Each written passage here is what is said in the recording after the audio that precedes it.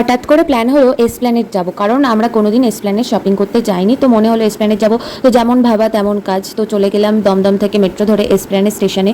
তো আমি তো কিছুই চিনি না এখানে, তো ফার্স্ট টাইম গেছিলাম। তো এদিক থেকে রাস্তা ক্রস করছিলাম, তো যখন ঢুকছে এসপ্ল্যানেড মেন শপিংয়ের মার্কেটটায় যখন ঢুকলাম, তখন দেখলাম সব জুতোর দোকান দিয়ে শুরু হয়েছিল। তখনও বুঝতে পারিনি যে সেরকম আমার মনের মতো কালেকশন পাবো না বা স্টল পাবো না। তো এখানে তো জুতোগুলো ভালোই লাগছিল, কিন্তু নেইনি আমি জুতো এখান থেকে।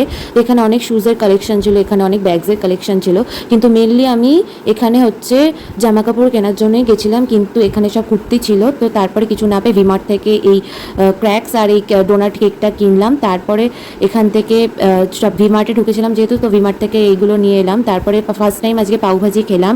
তারপরে খেয়ে নিয়েছিলাম হচ্ছে ধোসা।